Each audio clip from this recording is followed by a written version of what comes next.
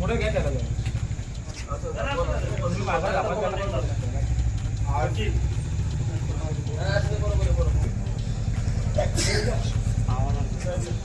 आज या ठिकाणी आपल्या सगळ्यांचे लाडके दादा महाराष्ट्र राज्याचे उपमुख्यमंत्री यांचं या ठिकाणी आज सकाळी विमान अपघातात निधन झालं. आज सकाळी आणि ही त्यांच्या निधनाची वार्ता वाऱ्याप्रमाणे संपूर्ण महाराष्ट्रात पसरली आणि संपूर्ण महाराष्ट्र खऱ्या अर्थाने पोरका झाला. सगळेजण थोड्या वेळासाठी स्तब्ध झाले. अजूनही आपल्यापैकी बऱ्याच जणांना या गोष्टीवरती विश्वास होत नाही. खरं तर त्या मातीतून त्यांनी सुरुवात केली, त्या मातीतच त्यांचं निधन झालं आणि त्या घड्याळासाठी त्यांनी त्यांचं आयुष्य वेचलं. त्या घड्याळाने त्यांच्या देहाची या ठिकाणी आज ओळख पटली. तर हे दादांनी या मातीत जे पुण्य आपल्या सगळ्यांचे आशीर्वाद कमवले, त्यामुळे त्यांना त्या मातीशी एकरूप होता आलं. आज आपल्या सगळ्यांवरती, सगळ्या महाराष्ट्रावरती दादांच्या जाण्यानं खूप मोठा दुःखाचा डोंगर कोसळलेला आहे आणि संपूर्ण महाराष्ट्र पोरका झालेला आहे. या दुःखद प्रसंगातून दादांच्या संपूर्ण परिवाराला बाहेर येण्यासाठी खूप सारी शक्ती मिळो अशी मी आपल्या ईश्वरचरणी प्रार्थना करतो. मी आपल्या सगळ्याला विनंती करेन, फक्त एक मिनिट.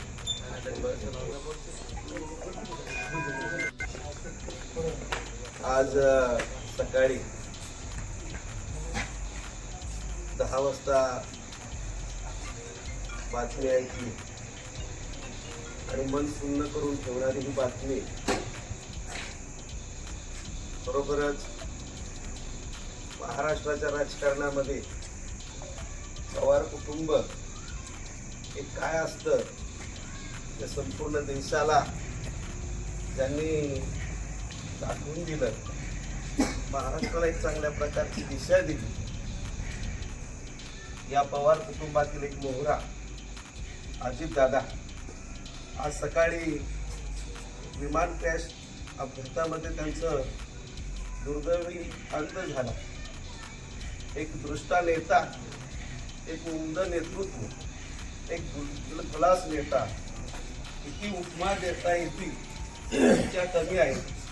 आणि असा नेता आपल्या या महाराष्ट्रामध्ये, या पश्चिम महाराष्ट्राला मिळणं इथून पुढं मला वाटतं शक्य नाही. आणि असा हा महान नेता अजितदादा आपल्यातून निघून गेलेले आहेत की ज्यांनी महाराष्ट्राचं 5 ते 6 वेळा उपमुख्यमंत्रीपद ज्यांनी भूषवलं, अर्थमंत्रीपद भूषवलं आणि महाराष्ट्राला चांगल्या बाजूने सुजलाम सुफलाम करण्याचं काम केलं. सहजवारी त्यांचे व्हिडिओ आपण पाहिले तरी हेलिकॉप्टर मधून उतरता पुच्छाला न किंमत देता कामाला किंमत देणारा माणूस, पळत पळत धावणारा माणूस. मी आहे माझ्या पाठीमाग, तुमच्या पाठीमाग, मी काही करू शकता असा हा एक धडाडीचा नेता आपल्यातून हरपलेला आहे. मन हेलावणारी घटना आहे. पुन्हा पुन्हा त्या व्हिडिओ, त्या बातम्या पाहिल्या की मन सुन्न होऊन जाते आणि प्रत्येक महाराष्ट्रातला माणूस, त्या पश्चिम महाराष्ट्रातला माणूस निशब्द होतोय. आज मी आपल्या बुद्रुक गावच्या वतीनं मी या ठिकाणी दादांना श्रद्धांजली अर्पण करतो. आणि या ठिकाणी दुःखाचा दिवस आहे की आपल्या 25 वर्षांवरावर संपूर्ण भारतभर आपल्या महाराष्ट्राची आपल्या भागाची ओळख पटवून देणारं आदरणीय व्यक्तिमत्व सन्माननीय अजितदादा यांचं अतिशय दुःखद असं निधन झालेलं आहे. राजकीय क्षेत्रात तर त्यांचा दबदबा होताच, परंतु खेळाच्या क्षेत्रात सुद्धा कबड्डी असोसिएशनचे ते अध्यक्ष आहेत, खो असोसिएशनचे अध्यक्ष आहेत. ग्रामीण भागातील खेळाशी नाळ जोडलेला आणि ते खेळ कसे आणखी उत्तरोत्तर प्रगती करत असतील याचा कायम विचार करणारा, खेळांना कायम प्रोत्साहन देणारा असा हा नेता आपल्या सर्वांचे मार्गदर्शक सन्माननीय कैलासवासी अजितदादा पवार यांना मी श्रद्धांजली अर्पण करतो.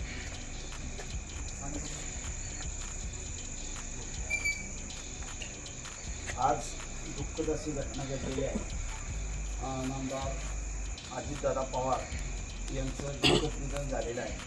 महाराष्ट्र पूर्णपणे पोरका झालेला आहे आणि आमच्या रयत शिक्षण संस्थेची खऱ्या अर्थाने ते आधारस्तंभ होते. रयत शिक्षण संस्थेचा विकास, गुणवत्तावाढ प्रकल्प, त्याचबरोबर प्रत्येक शाळा डिजिटल झाली पाहिजे यासाठी दादांनी मोठ्या प्रमाणावर रयत शिक्षण संस्थेला निधी उपलब्ध करून दिलेला होता. त्याचबरोबर महाराष्ट्राच्या राजकारणामध्ये एक अनुभवी व्यक्तिमत्व म्हणून त्यांची ख्याती आहे. एवढे बोलून मी त्यांना भावपूर्ण अशी श्रद्धांजली अर्पण करतो. आज आपल्या महाराष्ट्र राज्याचे उपमुख्यमंत्री आपल्या सर्वांचे लाडके नेते अजितदादा पवार यांचे विमान अपघातात दुःखद असे निधन झाले. त्यांच्या आत्म्यास शांती लाभो यासाठी मी आपल्या सर्वांच्या वतीने त्यांना भावपूर्ण श्रद्धांजली वाटतो. आज सकाळी 8-9च्या सुमारास महाराष्ट्राचे लाडके उपमुख्यमंत्री आणि ग्रामीण भागाची नाळ जोडलेला नेता अर्थात अजित पवार यांचं दुःखद निधन आज झालं आणि त्यांच्या आत्म्यास शांती लाभो याची ईश्वरचरणी या ठिकाणी प्रार्थना करतो.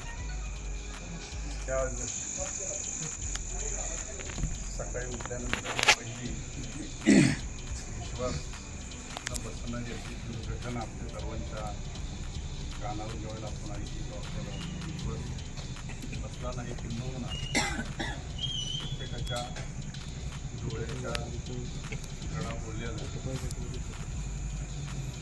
जसं टी व्हीवरती बातमी आपण ऐकलं तसं पूर्ण त्यांचं जीवन पण आपल्या डोळ्यासमोर उघडत राहतं. त्यांच्या राजकारणामध्ये मोठं नाव सामाजिक असे राजकीय आर्थिक कुठल्याही क्षेत्रामध्ये घरांच्या कुठल्याही क्षेत्रामध्ये स्पर्शून जाणार असं हे नाव. विशेष म्हणजे आपण यांच्याशी पूर्वीपासून जोडले गेलेलो आहोत. कारण त्यांच्या कामाची पद्धत, विकासाची पद्धत हे सगळेशी जोडून गेलेले आहेत. आपले अण्णा त्यांच्याशी पूर्वीपासून याच विचाराशी जोडले गेले आणि ते एकनिष्ठ शेवटपर्यंत राहिले. विषय असा आहे की नियती अशी असते. नियती आपल्याला माहिती आहे.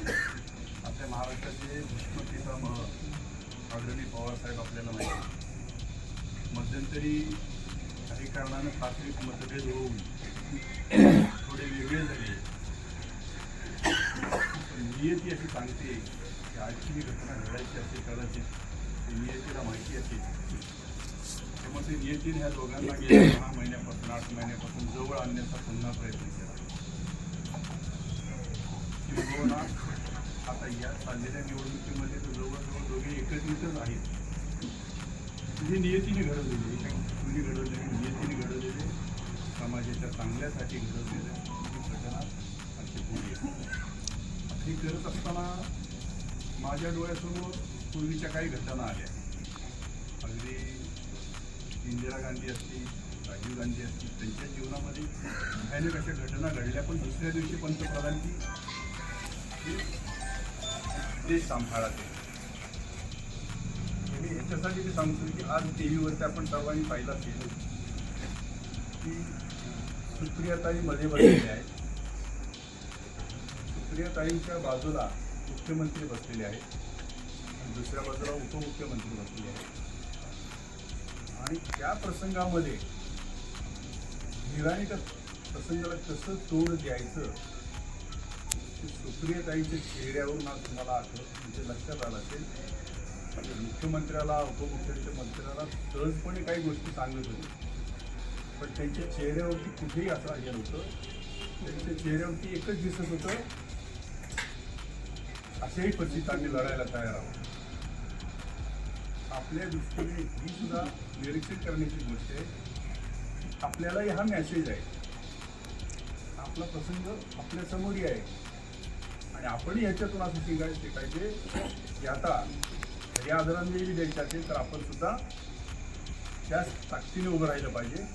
दुःख बाजूला सारून हे आदरणीय दादांनी आपल्या जीवनामध्ये जी काही कार्यपद्धती घालून दिलेली आहे त्या कार्यपद्धतीनुसार कष्ट करणे, लवकर उठणे, कुठल्याही प्रसंगाला विरोधात्मकपणे तोंड देणं आणि पराजित परिस्थितीमधून सुद्धा विजयी व्रत कसं पुढे नेणं अशा अनेक गोष्टी त्यांच्यामध्ये होत्या आणि त्यांच्या मागे सगळ्या महाराष्ट्राला आज आपल्याला या उदाहरणाची ठेवायची की त्यांना आदरांची ठेवा आपण देऊ. तेव्हा त्यांनी जे केलेलं आहे त्याच्या पुढचं जे आपलं पावले आपल्याला टाकायचे.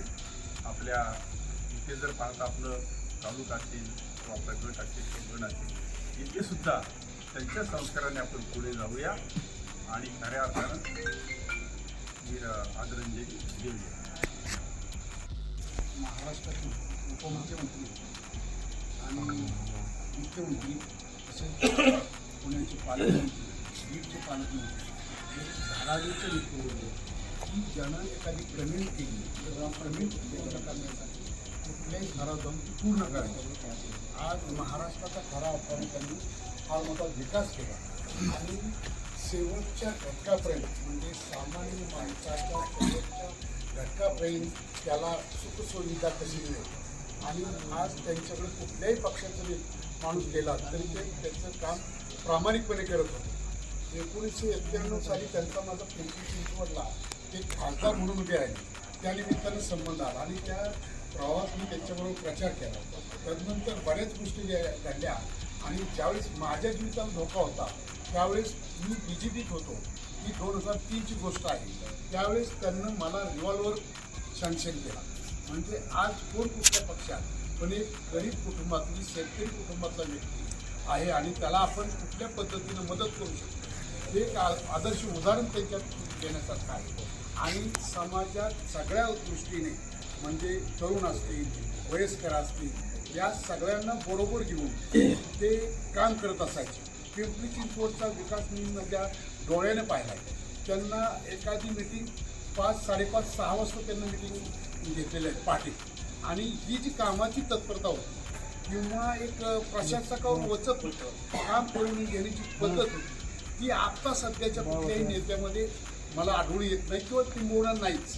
आणि असा नेता होणे नाही की त्याच्याकडे कुणीही जावं मग तो जात पात धर्म म्हणजे फुले शाहू आंबेडकर आणि शिवाजी महाराज या तत्वाने चालणारे ते होते. एखाद्या विषयावर त्यांना भाषण करायचं म्हटलं ना तर ते 2-2 तास अभ्यासपूर्वक भाषण करायचे. आधी अभ्यास करायचे त्या एखाद्या गोष्टीचं काम करण्यापूर्वी त्या कामाचा संपूर्ण अभ्यास करायचे, विकास करायचे. अशा आणि भरपूर निधी त्यांना आपल्याला महाराष्ट्रात दिला. ते 4-5 वेळा अर्थमंत्री होते आणि खरं अर्थाचं नियोजन त्यांना कसं लावावं, महाराष्ट्राला कधी आणि कुठल्या कामात विकास होईल ते त्यांच्याकडून घेण्यासारखं आहे. आणि असा एक नेता जो सर्वसामान्यापासून थोरापासून सगळ्यांना हवाहसा वाटत होता. प्रत्येकाला वाटायचं हे आपल्या कुटुंबातील व्यक्ती आहे. सगळ्यांच्या आमच्या सुखदुःखात ते सामील असायचे आणि फोन करून एखाद्या आस्थेने किंवा त्याच्या घरी जाऊन विचारपूस करायची, त्याला बोलवून घ्यायची. ही कामाची पद्धत त्यांची होती. आज आपल्यातून ते गेले परंतु त्यांचे विचार आपण पुढे चालू ठेवले पाहिजे. आणि आज खऱ्या अर्थानं आपण श्रद्धांजली त्यांना व्हायची तर त्यांच्या पद्धतीनं त्यांनी दिलेले उमेदवार, त्यांनी त्या विचारानं दिलेले उमेदवार या उमेदवारांना खऱ्या अर्थानं तुम्ही विक्रमी मतानं निवडून आणाल किंवा त्यांचे विचार पुढे न्याल, त्यांच्या नेतृत्वाचे त्यांच्या विचाराची माणसं निर्माण कराल त्यावेळेस खऱ्या अर्थानं त्यांना श्रद्धांजली वाहिली जाईल एवढं मी बोलतो आणि त्यांच्या आत्म्यात चिर शांती लाभो एवढं 8 वाजता दुःखद घटना घडली. अशी दुःखद घटना घडली संबंध महाराष्ट्राला नव्हे तर या देशाला हादरवणारी घटना घडली. रोजच्या प्रचाराच्या नियोजनातून सकाळी उठलो आणि 8:30 वाजता घरातून बाहेर पडलो. मला एक 9 वाजता फोन आला की बातमी बनली. ती बातमी पाहता तरी आमची बहीण त्या ठिकाणी काम करते. तिला कॉल केला की नक्की याची सत्यता पडताळली पाहिजे. त्यावेळेस रडणारा आवाज आणि त्या ठिकाणी तिने सत्य घटना सांगितली की अजितदादा आपल्याकडे गेले. मन सुन्न करणारी घटना वाटते. ज्या माणसाने उद्या आयुष्यात आपला एकही मिनिट आमचा किंबहुना न वाया जातात या लोकांसाठी या महाराष्ट्रासाठी क्षणाक्षणातून विकासाचं किंवा लोकांना त्या गोष्टीचा फायदा देण्यासाठी देतो. तो माणूस आज आपल्यातून निघून गेला. आमच्यासारख्या कार्यकर्त्याला एक आधार होता, एक प्रेरणा होती.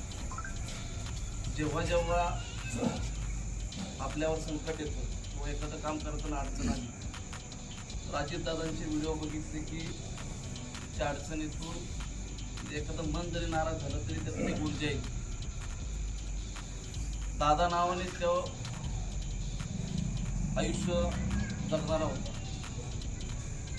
इतिहासात किंवा इथून भविष्यात 5 वाजता उद्घाटन करणारा नेता कधी जन्माला येईल असं वया मातीत जन्म येईल का नाही माहिती. आणि ज्या माणसाची 6 वाजता कामाची सुरुवात होती एक वेगळं रूप त्या माणसाचं होतं. आज तुम्ही बारामती शहरात जर गेला तर एक वेगळी सिटी की आपण कल्पनेच्या बाहेर त्या माणसाने विकासाचं विजन पिंपरी चिंचवडसारखं असेल. पिंपरी चिंचवडसारखं शहर सुरुवातीच्या काळात पूर्ण झोपडपट्टी असलेलं शहर होतं. पण ज्यावेळेस इंडस्ट्री एरिया आली आणि त्या शहराचं अजितदादाच्या हातात ते शहर गेलं.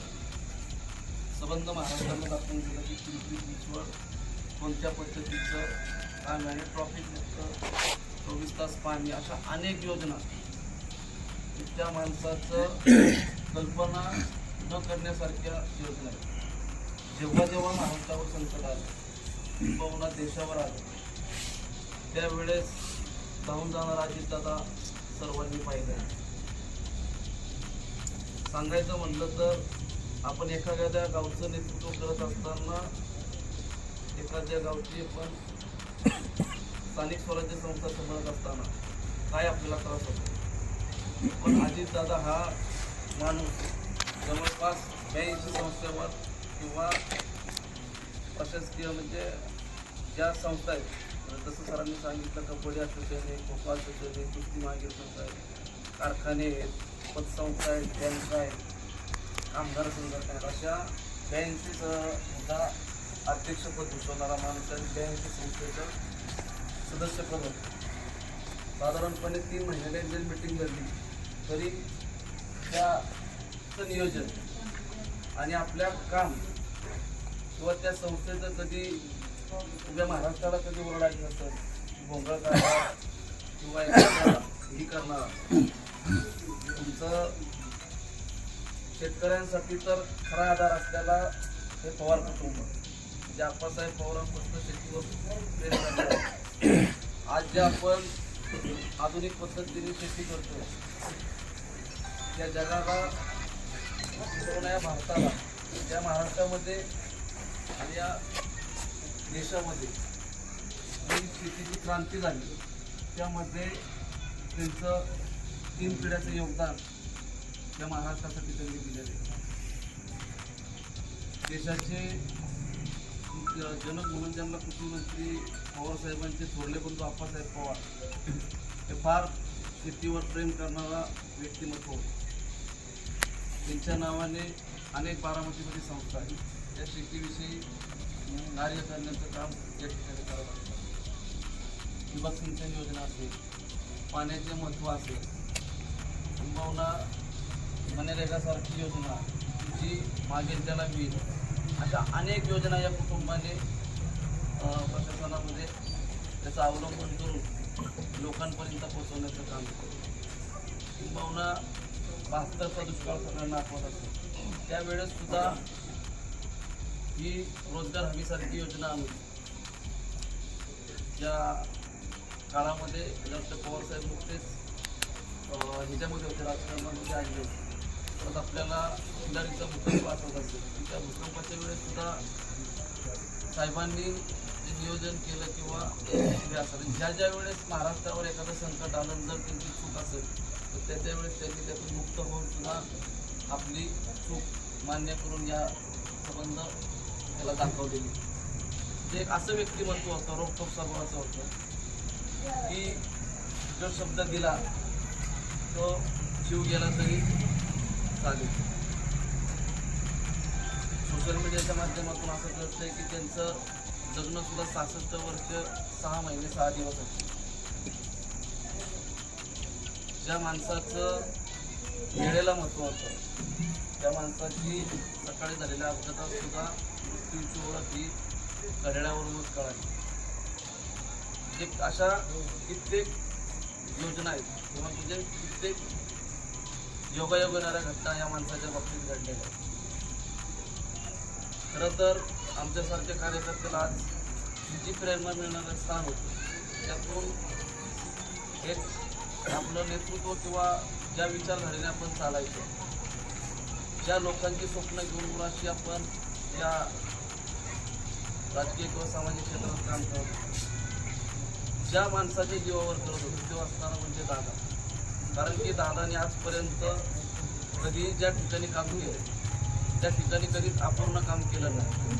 केलं तर ते खुलास काम केलं म्हणजे त्याला लागल तेवढी किंमत मोजण्याची ताकद त्या माणसामध्ये होती. अशा या व्यक्तीला खेड बुद्रुक ग्रामस्थांच्या वतीने,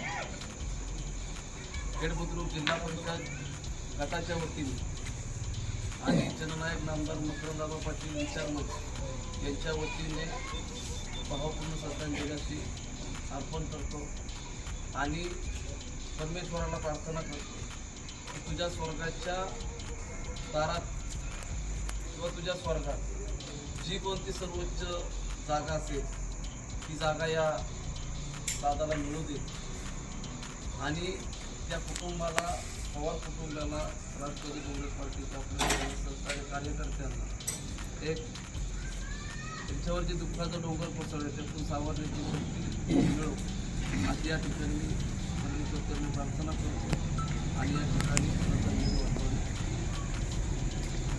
आपल्या सगळ्याला विनंती करतो